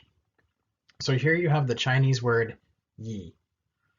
This is going to get borrowed into Japanese, but they're just going to basically, let me see if I can write on here.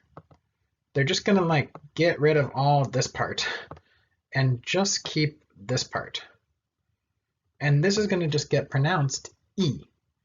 And it's going to be, anytime you want to use that sound in Japanese, you just write that little part. And so you can keep sort of the sounds of the character and use them to write Japanese sounds, and just forget about their Chinese meaning at all. And this is what's going to lead to the first Japanese sort of syllabary, which is kind of like an alphabet, but a little different, because each one of these little syllables is not just one letter, it's a sound, like ka or ba instead of just b or a, right? So the way that you make katakana, which is one of the Japanese syllabaries, is you just take all of these Chinese characters that sound, you pick one that sounds like ka, and you use that to write the Japanese sound ka in a totally different word. Has nothing to do with the original Chinese meaning.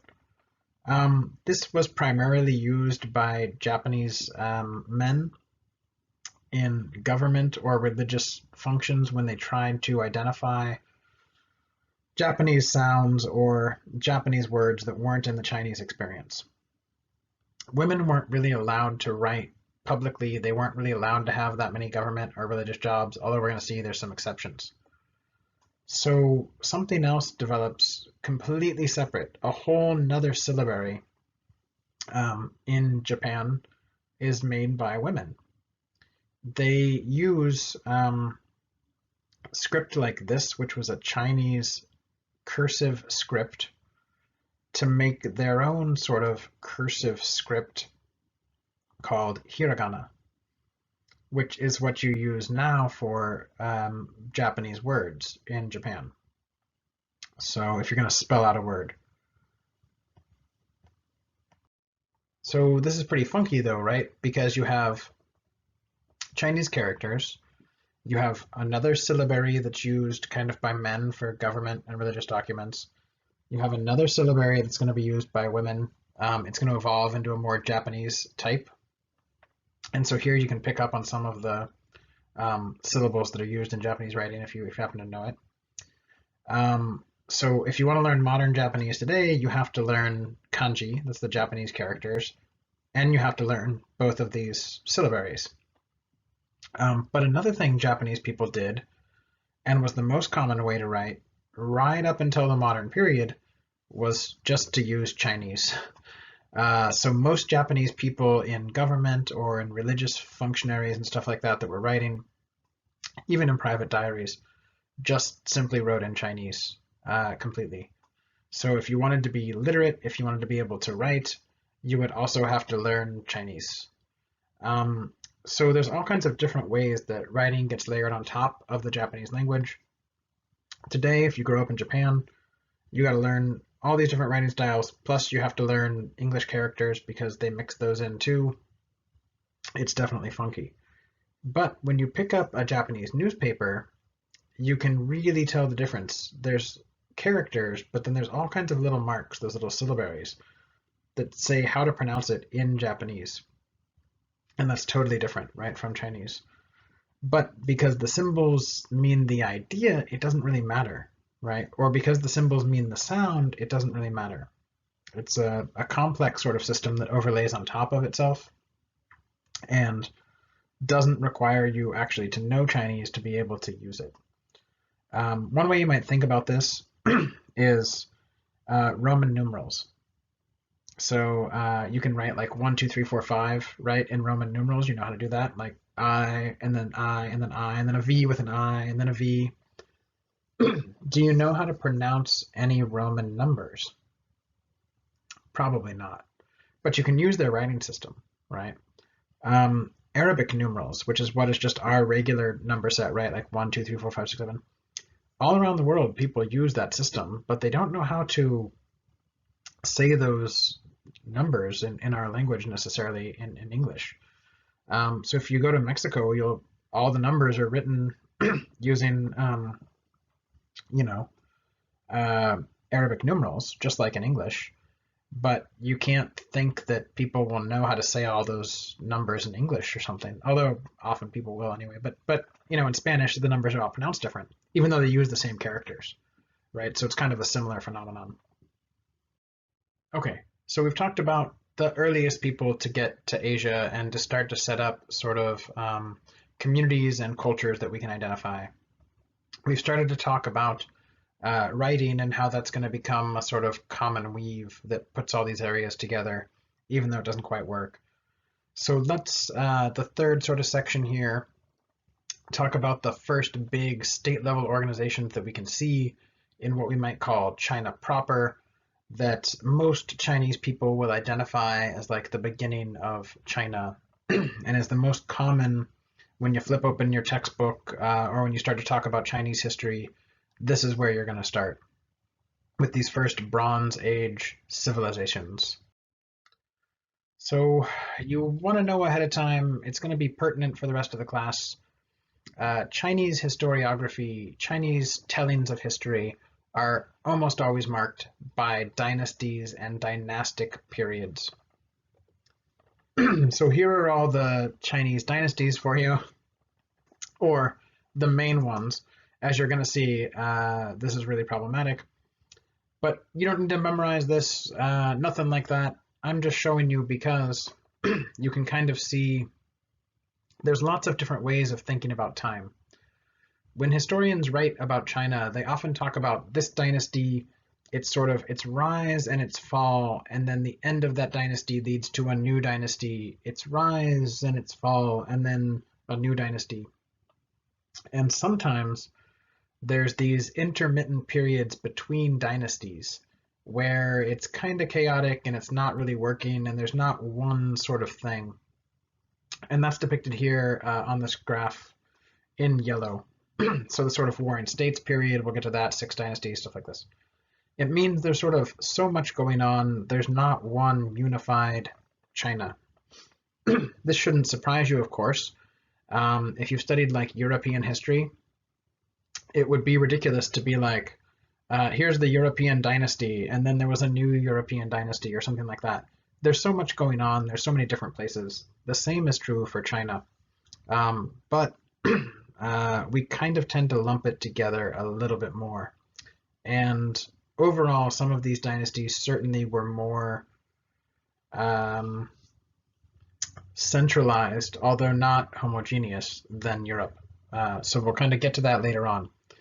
I'm going to walk you through the first two of these like big three that are the sort of earliest dynasties that used to be thought of almost as sort of mythical.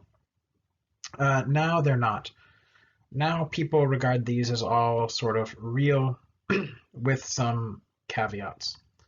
The Xia, the Shang, and the Zhou are like the first three main dynasties in China that set the cultural and intellectual foundations right up until the modern period.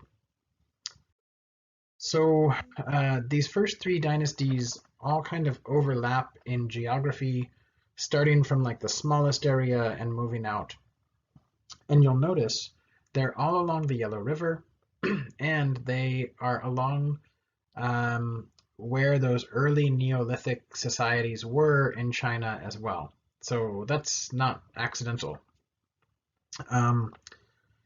The Chinese histories and later Chinese thinking about this is like the foundation of complex society and the beginning of time and people in China. And in a sense, that's maybe true in terms of recorded evidence. Obviously, that doesn't take into account all the Neolithic people before. So I won't tell you about the Zhou. I'm going to skip that. That'll be in the next lecture. I'll just talk about the first two. The Xia dynasty, there's dates here because people like to put dates on things. We don't really know when it started. We don't really know when it ended, although the end date's a little bit more clear. So by and large, historians outside of China used to think this was just totally made up. Even in Chinese histories, it's depicted as sort of pseudo-mythological, and you'll get a sense of why when I tell you about its founders. The founders of the Xia dynasty were the three sovereigns, Fuxi, Nuwa, and Shennang. So Shennang is in a second. So Fuji is here. Nuwa, yeah, there you go. Shennang, okay. These were semi-divine people. Here you have Nuwa, right, and her brother slash lover slash creator of human beings. Yeah. Anyway, these three sovereigns that founded the Xia dynasty did some pretty amazing stuff. They created human beings. They created cooking, writing, farming, calendars, and perhaps the solar events that came from that. Later in the dynasty, there were 5 emperors. This wasn't one of the emperors. This was one of the deities. Here you go. Here's the first of them. The 5 emperors created harmony and mountains and the seasons and weather and measurements and time and the flow of the Yellow River. So yeah, I'm not so sure that people did that. But in these sort of classic mythological tellings, there's some sort of overlap, because there clearly was some sort of civilization here that was made of people.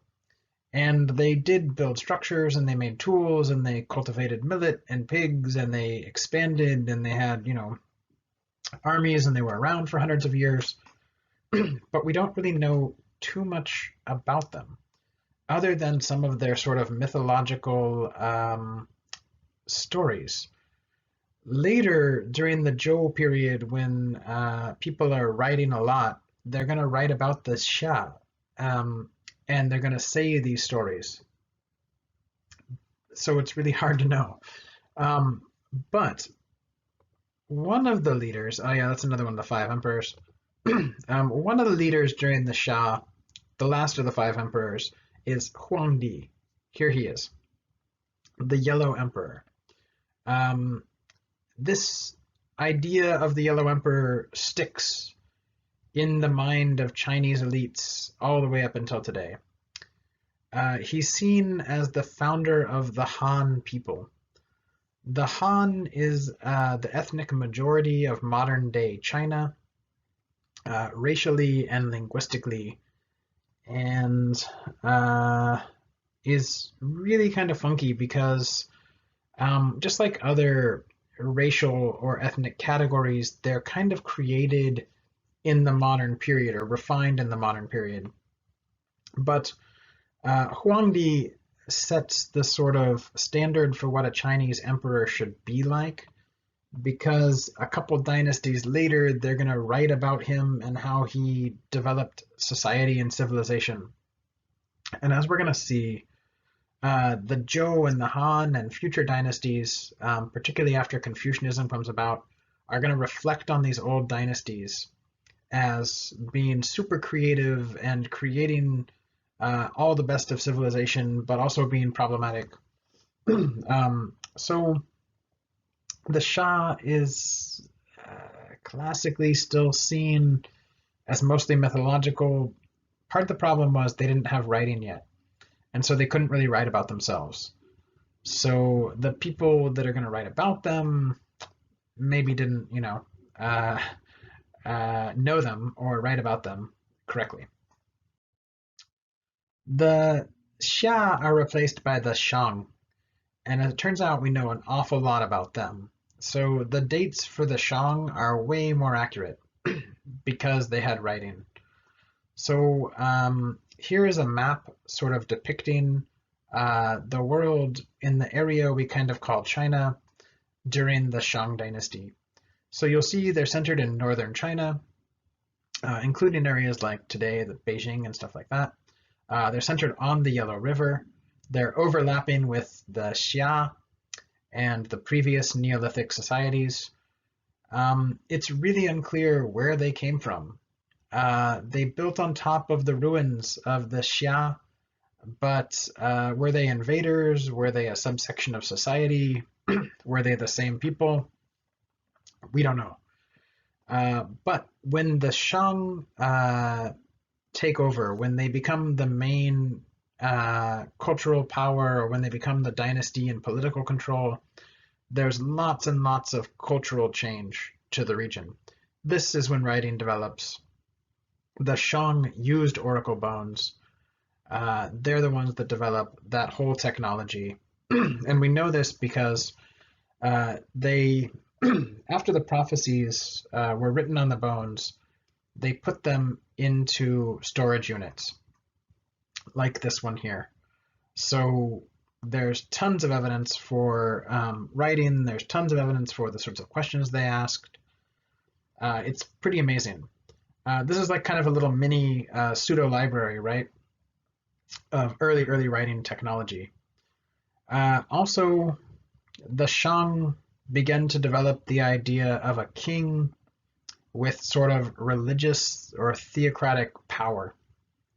So remember, you have the fortune teller like ask the question, right? Is it going to rain? Is the war coming? Whatever. Well, who are they asking? Well, they're asking heaven, but not like in any kind of Christian version. When you hear the word heaven from now on for the rest of the class, it doesn't mean anything to do with Christianity or heaven and hell or anything like that. It's like the cosmic power in the universe, right? Translation's always a problem. When Christian Europeans went to China and they started to translate words, they saw this word that meant like cosmic power or whatever, highest cosmic power. They translated it as heaven, and it stuck, and that's how we use it. You'll see it in all kinds of our texts, but it doesn't have anything to do with that. But the Shang kings were somehow directly connected to this cosmic power. They were somehow directly connected to heaven. They referred to themselves as Shangdi, right? So Shangdi. Di is just emperor, basically. So they assume this title where they're like in charge of the whole sort of civilization, or almost in charge of like the whole world, the known world from their perspective. This comes with all kinds of interesting stuff, right? What does it mean when your leaders are not just political or military leaders, but they're also connected to the spiritual power and the highest sort of cosmic order, and can not only ask questions of that order, but at times control it or manipulate it, right? You had previous rulers were able to do things, right, in the Xia, like create mountains and stuff. So the sort of uh, mystical power at the center of kingship was around. But when you tie it to the sort of universal power that's there and you can interact with it, it makes your leaders a bit separate from regular people, right?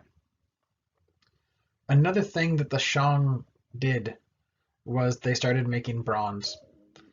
This technology probably came from Central Asia, although it might have developed independently, right? You're going to read about this if you choose to. These different sort of Neolithic cultures that started to make bronze before the Shang dynasty, or that maybe were the Shang dynasty. Maybe they were the Shah. Anyway, it doesn't matter. So the Shang dynasty is going to start using bronze weapons, bronze armor, bronze vessels. And this is a huge change. Whenever you get a massive new technology, like metallurgic or something, it radically changes culture. Also, the Shang themselves controlled the flow of bronze. They made it, but the other people around them didn't. This gives you an advantage in war, but as we're going to see, it gives you lots of other interesting advantages. Also, remember, horses were domesticated. So the Shang are going to have war horses, you know, for chariots like this. They're going to have horses for transportation and communication, much more quicker, sort of quickly get from one area to the other. Also, all kinds of commerce, right, is enabled by animal power. The Shang developed large armies, elaborate tombs, human sacrifice, all kinds of stuff that we hadn't seen in the region before. So in particular, let's focus a little bit on the Shang monopoly on bronze. So the government regulated the casting of bronze. And this is really, really important. It means that you not only have the sort of military advantage over your neighbors, but you have a sort of cultural advantage. Many of the bronze objects created by the Shang were not practical. Here you have this urn of some kind that's an elephant, or is it a camel, with an elephant or camel on its back. And what did you do with it? Well, you burned incense in it. Or maybe you drank from it, actually. We don't know. So something interesting is going to happen with these bronze objects. You start to get the development of what the Chinese are later going to call Li. And you're going to see a lot about this in the Confucian text, right? When we read Confucius, he's going to talk about Li an awful lot. And Li is sometimes translated as courtesy or propriety. Often it's translated as rights, or the correct way to do something. It's a certain standard for civilized behavior. And what it comes to mean is there's a whole set of tools. I think I have some for you here, yeah. That are used in all kinds of religious and governmental ceremonies and rites. And if you can't do them, or if you don't have the right tool, or if you can't do them properly, you're not practicing Li correctly. It's a sort of bureaucratic process, but it's also a spiritual and intellectual one. So you have like a vessel for drinking the ritual wine. If you don't drink the ritual wine from that vessel, you're not doing it correctly.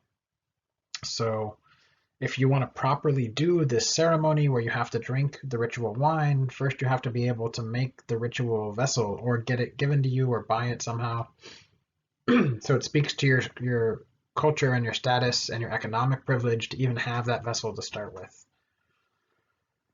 This is a weird idea, but there are lots of things like this. And we're going to see how this works. Again, when you read Confucius and when we talk more about it, it'll be easier to sort of understand. But there's a certain set of stuff that if you don't have, you're just not with it. You're not cool, you're not in charge, you're not powerful. And for the Shang, that's all the bronze material. But it's a relatively new technology that they control. So they sort of set this standard. Those people on the outside of civilization don't have it. The other people around them don't have it, right? They're elite because of their control of these things. It's not just the weapons. And so we'll sort of see more and more of this. And as we get more examples, I'll be able to sort of spell it out for you better what's happening. Here you go. Here's a nice big brazier. What do you do with this? You burn stuff in it. So you do the sacrifice, right? So if you don't have the correct object, you can't do the correct sacrifice. They were sacrificing to some sorts of deities or to heaven, that sort of cosmic power asking for favor. So if you can't do it, you can't get the cosmic favor, you know? It's a complex thing. Here's a nice vessel. It's some sort of demon cat. You held wine in this vessel, right? Nice sort of flask.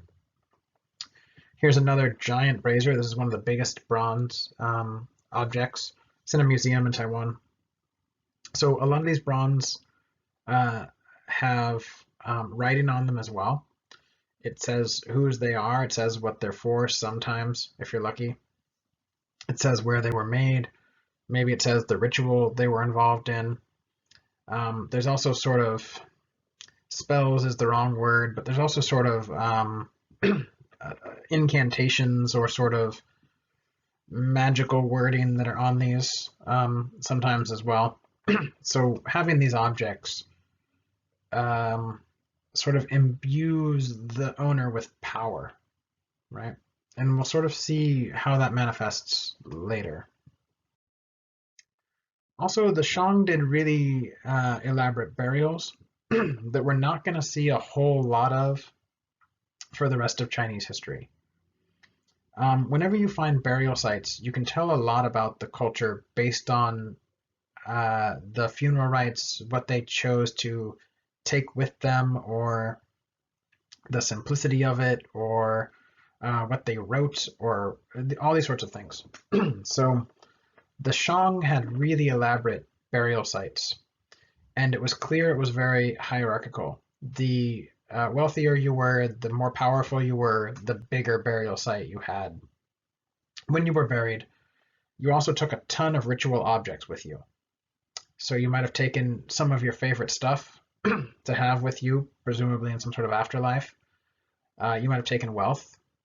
You might have taken symbolic objects that represented things that you wanted to have with you in the afterlife.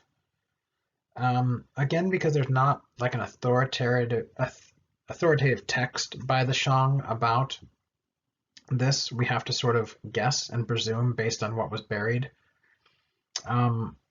Along with this, there's human and animal sacrifice. So if you were a really important person, you weren't just buried by yourself when you died. Some of your servants or friends or wives or animals were buried with you. This is very unique at the time in Chinese history. After the Shang, you really don't see this again. So this was something pretty strange. We're going to see more sort of burial stuff in the future, but you won't see people being buried en masse like this. Also with the Han, we're going to see some, Qin and Han, we're going to see some, but nothing like this. And so here's a nice sort of stone ritual figure that might get buried with you. Is this a guardian deity? I don't know, right? We don't know exactly. Here are a bunch of headless skeletons that were buried alongside of someone very important. What happened to the heads? I don't know. So, these burial rituals, we have to do a lot of guesswork. But if you can, when you die, if the people who bury you decide to bury you with 5 other headless people or whatever, it probably means something. It wasn't done for no reason, right? So why'd you do it? Well, there's one tomb in particular from the Shang that archaeologists and historians have just like pored over because there's so much going on. It's called the Tomb of Lady Fu Hao. So Lady Fu Hao died sometime around 1200 BCE. And when she was buried, it was super elaborate. She was the consort of King Wu Ding, so not his wife, but another lady he hung with frequently. She was also a military commander, and buried with her are exploits of her military campaigns.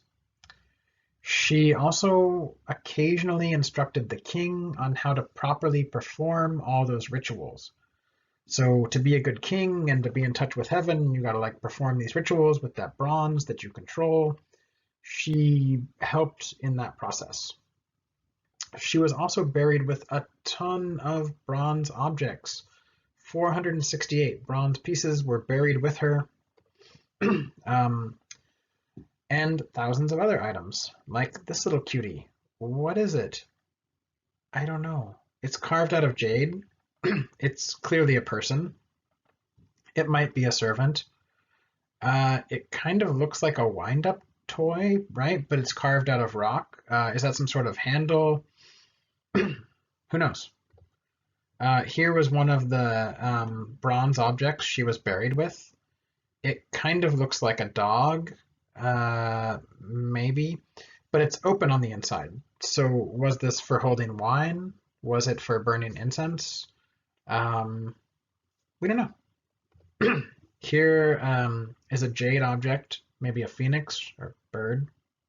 We do know what this is for. This is a hair clip, right? So you would put it around one side and then you would have a pin go through, right, to hold your hair. So thousands of items like this were found. This is a bronze knife with like kind of a mirrored surface, right? And along with all this, there were 6 dogs and 16 humans in the mix. So a very important person. When she died, obviously they tried to paint some sort of picture of her and they tried to give her stuff maybe that she was going to take with her into the afterlife. We don't know. But it tells us an awful lot.